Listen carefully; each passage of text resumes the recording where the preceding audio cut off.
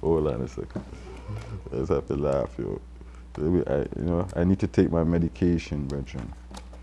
I take some weed edibles right now. Fuck that nigga. This is what I like, Them niggas take, this is Can I the, have one? just know.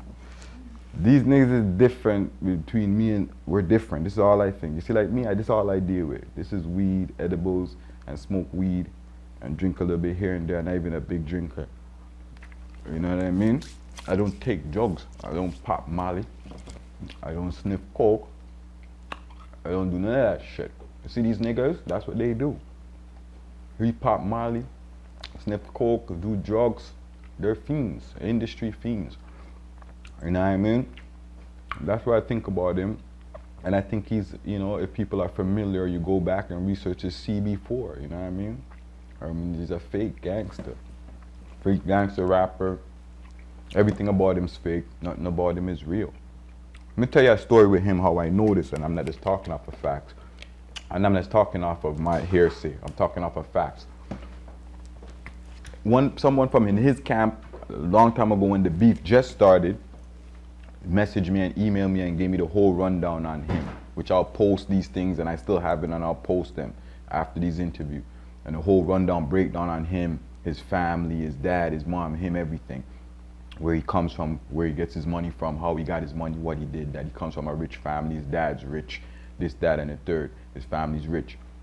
I already had all that, and he's a little rat, and he's not fake, and he's a wannabe, and he always wanted to be a gangster, he always wanted to be a rapper, and all this type of shit. In Ottawa, from Ottawa. So don't get it twisted. The guy's from Ottawa. Big up Ottawa, the capital. Big up Ottawa. But the man's from Ottawa, not Toronto. So then after now, that's just coming from an email and man. But check this now. One time, I was working with my boy Derek Brin, a producer. I was downtown at Derek Brin's studio, and I had to go check Derek Brin. And I went up, pull up to go check him. And when I walk up in there, who's inside there? Masari. So who all knows, they know Masari and them was one thing, one camp at a time. And run up in there, Masari's in there. But catch the fuckery now. That time, my young nigga Heartless G, and everybody knows about Heartless G, he was wanted at the time. And he was on the run at the time. And they happened to, him and some next little of my niggas happened to pull up at the studio at the same time. I was there. And they pull up at the studio. And I'm in shock. I know how saucy them niggas is, but this is my blood, this is my family, it's my nephew. So they pull up at the studio, and I'm like, oh fuck. I was happy to see him, because I didn't see him in a minute, and he was on the run. I didn't see him in a minute, so I was happy to see him, and we dare each other. But then when they came in the studio now, Masari nearly shit himself. You know what I'm saying? Because here, he's seen the real fucking G's. You know what I'm saying? Coming. He was already funny with me just there. I think I was with just one person or by myself. And when he see me coming, he was moving kind of funny. Hey, kamikaze. Basically, he just called like a truce right there. And then after when he seen the niggas come in, he just called a truce.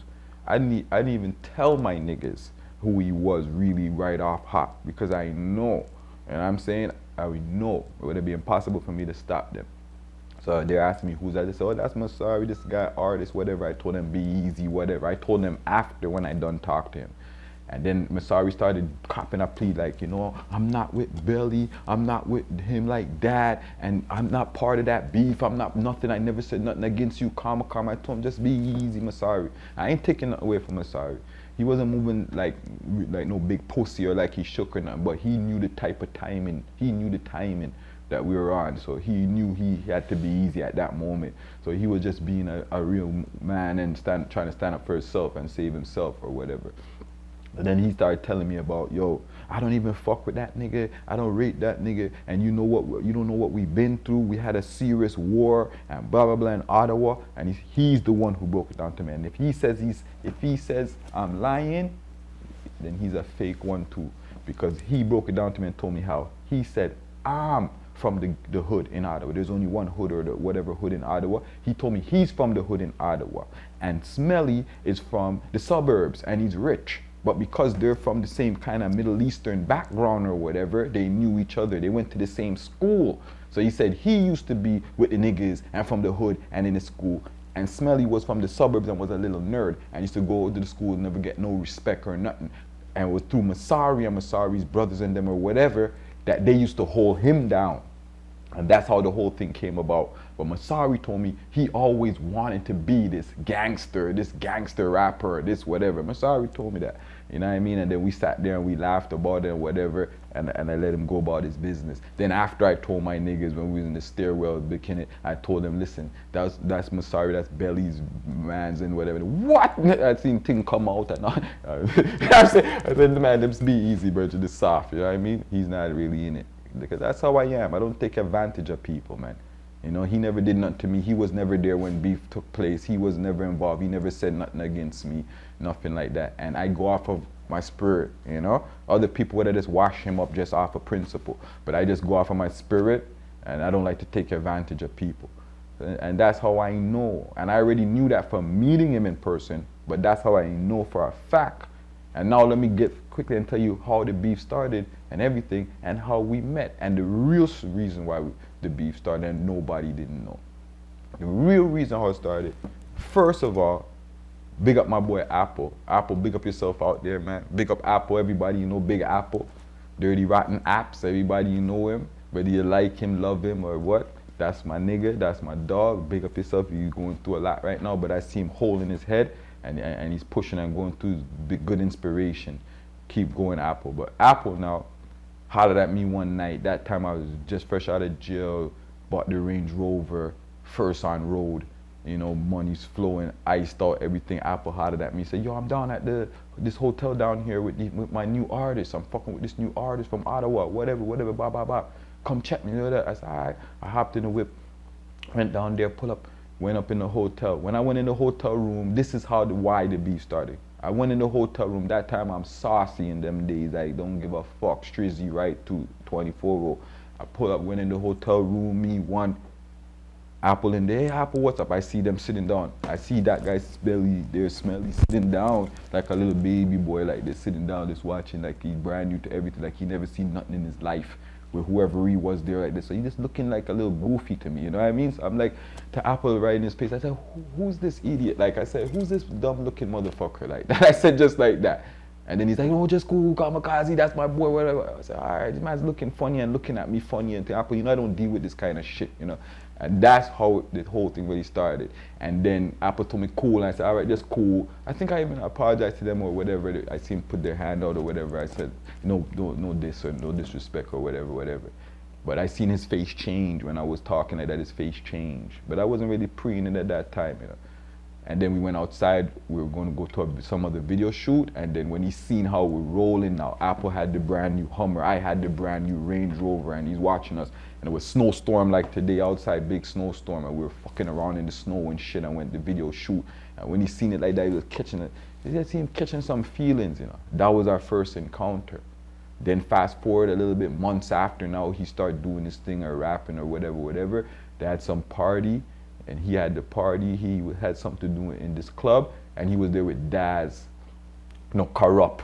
He was there with Corrupt and some Long Beach niggas and in there.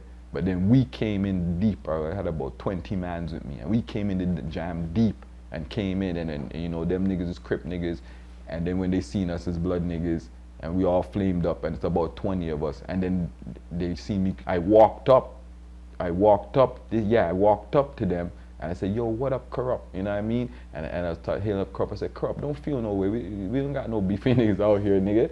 You know what I mean? It's all good. And he's like, all right, my nigga. And I was talking to him. And then that nigga was there. So he remembered me from the time in the hotel now. He didn't like me already.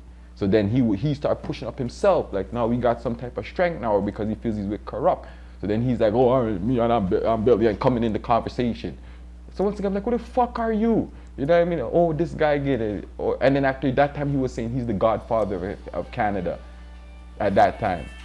So I asked him and I said, yo, what makes you the godfather of Canada, brother? What gives you the right to be the godfather of Canada? He said, now because he beat some big charge and how much millions of dollars and this and this and that. I said, that doesn't give you no right to be no godfather of Canada, man. Get out of here. And we went and started partying. But the thing that really got to the man was the girl who he was with, that was a girl I used to deal with from before a long time. There was a model and whatever. And she was with him and he was all over her trying to get at her or whatever. And then when we came in, she's just like, oh, calm up, and came over by us with her friend. And she knows every man's us from the hood and whatever. So she came over when she seen us and calm up and came over with us and started partying with us. And that's when he really got like the sad boy and got all upset. And he was over there huffing and puffing and huffing and puffing. And then now he must have sent one of his homies to fucking like try to feel us out or whatever, coming around our set, coming around where we are.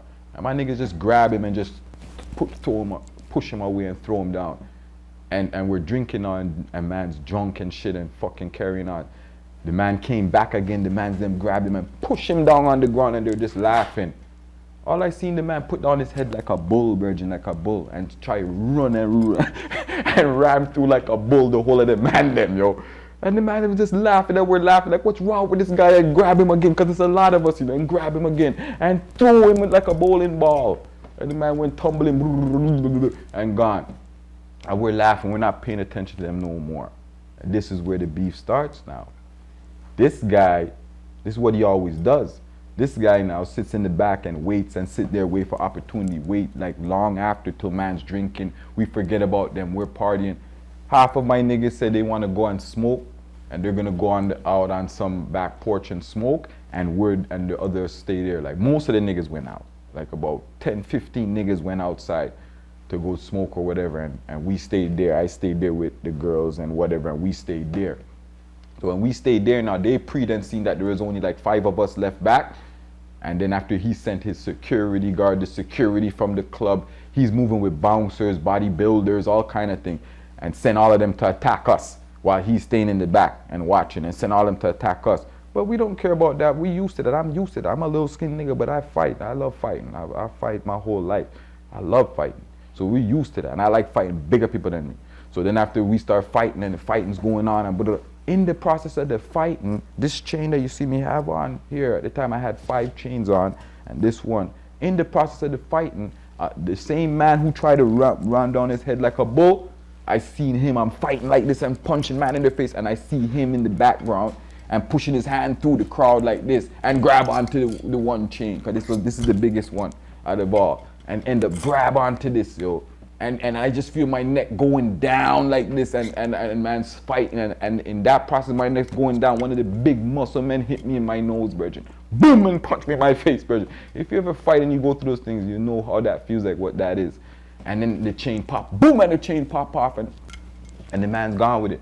And then we're fighting, and it's only 5 of us, and like I told you, it's about a whole bunch, like 10 of them now, and they're big, muscular, security, this and that. So they end up barge us and push us and out the door. And push us out the door, and my chain got popped off, Richard. And we're outside. So then when I'm outside now, my niggas who's smoking or who's outside, they got to realize something's going on. They're still inside. So they stormed the club. They told me after, when they came from the back and they came back in the club and stormed the club and didn't see the mans them and they knew something went down, they started fighting and started running down mans and all kind of thing, and those mans started running from them in the club and whatever. And we're outside. Then after, police pulled up now. The police pull up, and all I see is a police running, jump out the car with a shotgun, and onto me. And what's going on? And have every man, and they run like this. But the way how the police know of the man them and know who we are, and they see how serious the situation was, he stayed from a back, and they stayed from a back. And I'm there like this after I got the punch in my nose, and my eyes is watering, and my nose is burning me, and I'm like this, and I'm pissed off, and I'm just like, I gotta get back my chain. And I'm like this, and then after I just said to the police, and the police said, I said, yo, you have to kill me. I just told him like that. I said, you have to kill me tonight. I'm not moving, I'm not leaving here. I left something inside the club, and I have to get it. And they're not letting me back in the club. And the man looked at me, and he seen the seriousness in my face, and the police, he didn't say nothing, you know.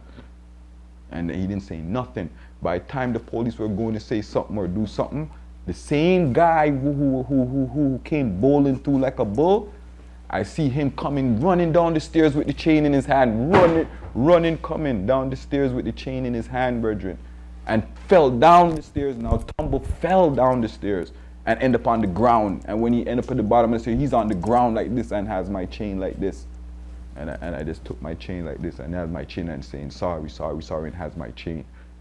And that's how the beef started. And from there, it just escalated and escalated and escalated.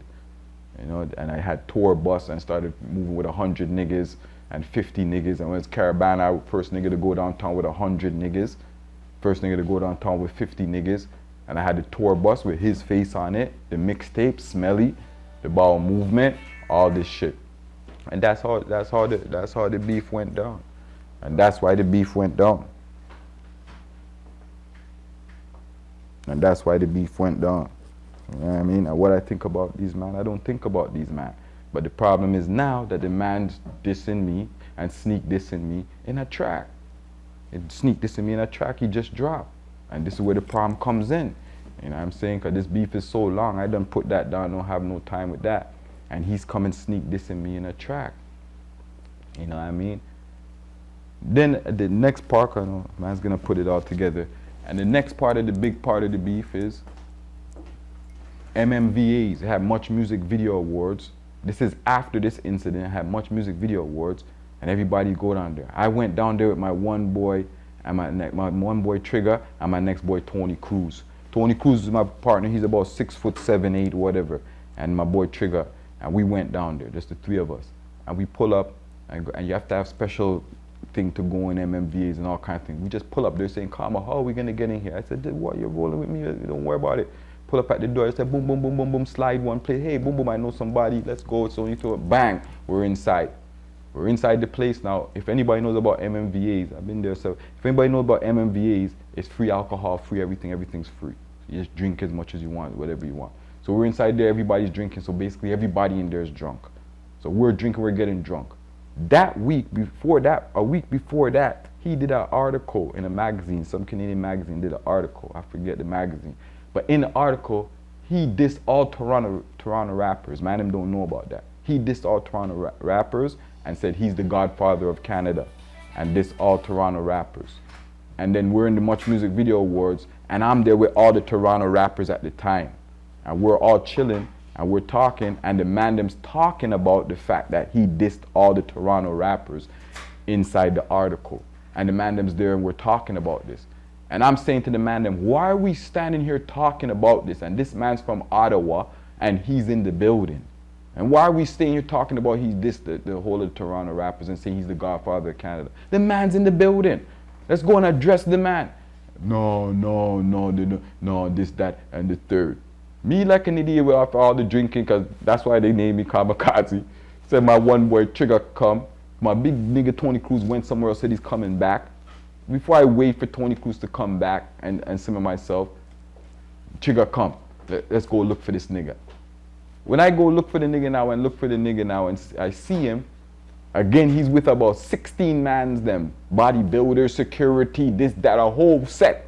And it's just me and my one nigga. And when I see him, I point at him and say, there goes the pussy right there. And I point like this, you know. When I said like that and say, yeah, and I said it loud. When I said like that and said, yeah, they run over.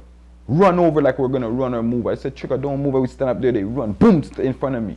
And I said, so what are you gonna do now? What are you gonna do? And they're right in front of my face, a whole bunch of them. It's just me and my one nigga. And what are you gonna do? What are you gonna do?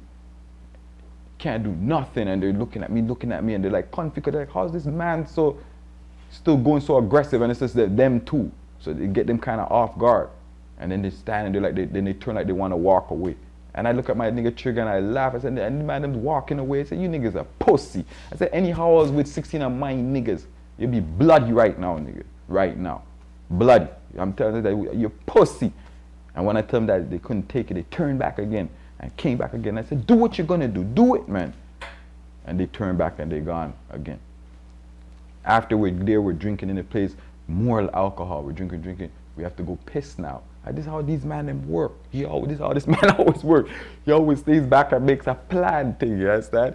So them man actually made a plan thing, like they know these man them's gonna have to go to the washroom and take a piss.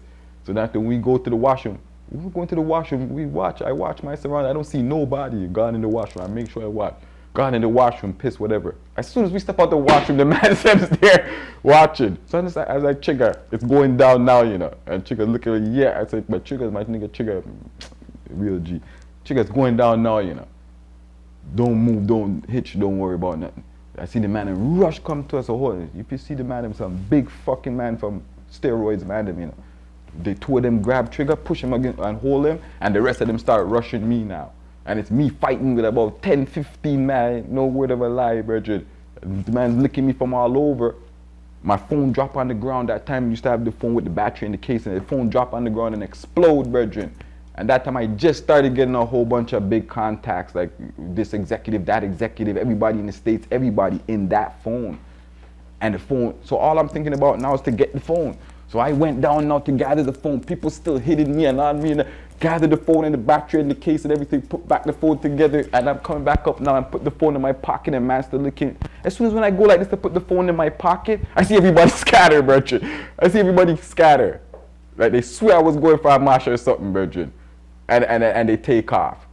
And then I see my boy Trigger and Trigger come over, and I'm checking myself, and I had beer jewelry on too, and nothing's missing, and I'm checking myself, and I'm saying, but I don't even feel nothing, like nobody didn't do nothing to me. And I look at myself, and I'm clean, and it's no scar, nothing's missing, nothing's wrong. So I said, yo, I turned to run behind the man, them, you know, and they're running away. And then a security who's working in the building, he grabbed me and just hold me and said, yo, it's not worth it, brethren. It's not worth it. And they ran, and they took off. I never run from a man, dog. I tell you that. I never ever ran in my life from no man, dog.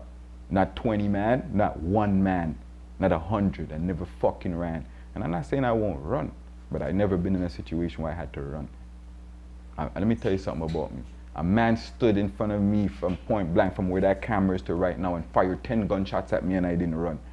If you think I'm joking, if I'm lying, I'm dying.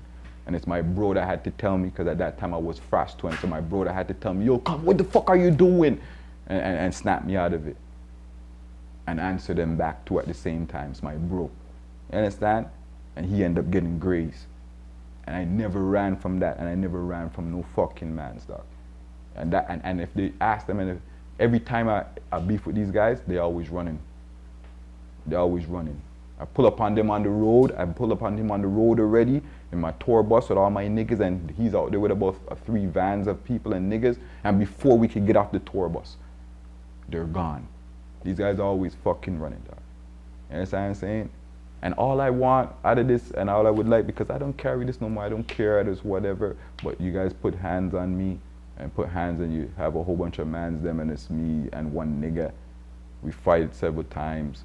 When we come after and go for them already, after that, one time, they call the boy them. All these things when you were with Snoop. All these things you guys do, when we come and we're serious, you call the boy them. The only time you're strong is when you outnumber man.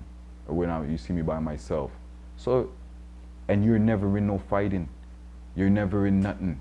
You're always in the back. So I'm gonna tell you like this. If you're a real man and you're bad, and if you're really bad and you claim to be this G and you act like such a G, yo, maybe you're about 10 years younger than me, brethren. Let me tell you something right now. Beat me, dog, and fight with me one-on-one. You smelly. You fat fucking dickless fuck. You meet with me, I'm telling you right now, I'm calling you out. And scrap out with me one-on-one. The whole world can hear this right now. If you back down, you're a pussy. You see what I'm saying? Everybody's gonna hear it right now. I'm calling you out, Bertrand. And we can make money on it too. Pay-per-view, I'm putting in Canada. You never seen nothing like this. The beef was the biggest beef ever. It was the first beef, the only beef, the biggest beef ever to talk about in the history of Canada, right? Until the young youths nowadays came up now. Right now, that's what I'm putting on the table. That's all I want. And the reason why he's doing that, because he's female. He's feminine. You see, a female, if you do something to them, they'll never let go of that.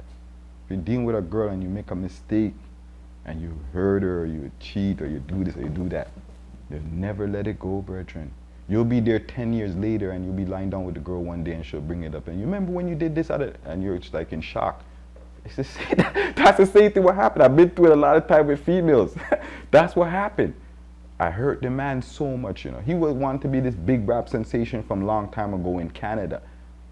But I fucked him up and dissed him and made the people see who he is and whatever, so it couldn't happen.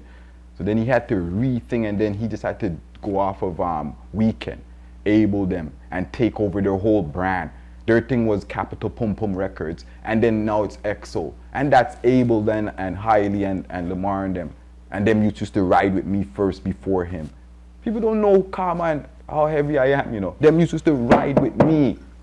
I personally advised them how to move with Drake in my office in 2700 Bay Street, in 161 Bay Street, 2700 floor. I advised them how to move with Drake and what not to do, and to make a production company and do your own thing and just work with him.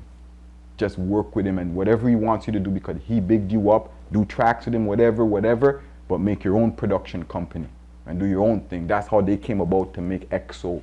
But they would never tell you that. They would never tell you that. And then he just swindled his way in and